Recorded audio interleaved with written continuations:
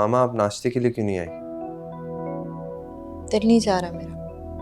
आपकी तबीयत तो ठीक है? जावी, घर से कोई टूथपिक या कॉमन पिन तो गायब हुई नहीं है। इतने अनजान मत बनो। एक जीता जागता इंसान घर से चला गया।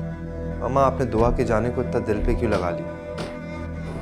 जावी, वो मेरी जिम्मेदारी थी।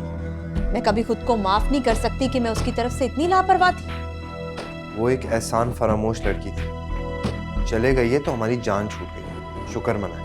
उसके जाने का ये फायदा जरूर तुम्हारी बीवी ने तुम्हें बताया होगा। वो कहाँ से आ गई मामा बीच में? मैं सिर्फ इसलिए खामोश हूं क्योंकि मैं असमत और शहजी के सामने कोई तमाशा नहीं करना चाहती। दुआ के यहां रहने की सबसे ज्यादा तकलीफ तुम्हारी बीवी को थी। मैंने खुद सुना था, वो थ्रेट कर रही थी दुआ को, इसलिए दुआ यहां से गई। ऐसा कुछ भी नहीं है मामा। हर बात का इल्जाम सिला को देना बंद कर दे। इल्जाम नहीं लगा रही, हकीकत बता रही। उसने कई बार उसको यहां से निकालने की कोशिश की है। पहले उस पर चोरी का इल्जाम लगाकर, उसके बाद रिश्ते की इनकार की वजह तुम्हें करार देकर उसने दुआ पर गंदगी उछालने की कोशिश की। मुझे यकीन है कि इस बार भी वो सिला की वजह से ही यहां से गई। मामा आपके माइंड से मैं सिला के लिए बदगुमानी कभी भी दूर नहीं कर सकता।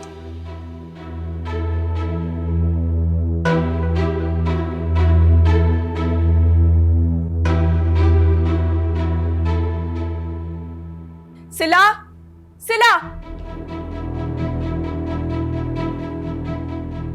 दुआ कहाँ है?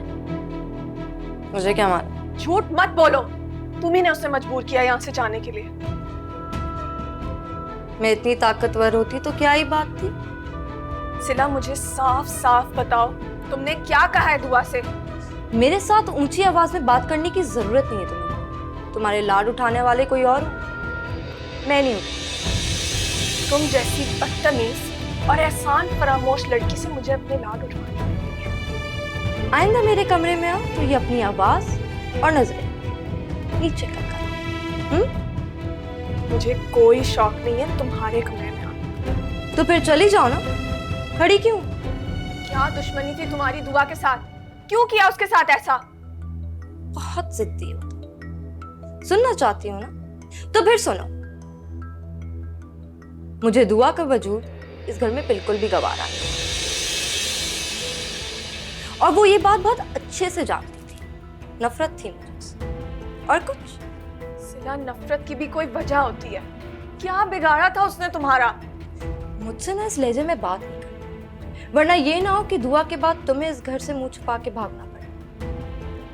आइंदा मुझसे बात करने से पहले ये सोच ले कि अगर दुआ को इस घर से बाहर निकाल सकती हूँ तो तुम्हें भी भेज सकती हूँ।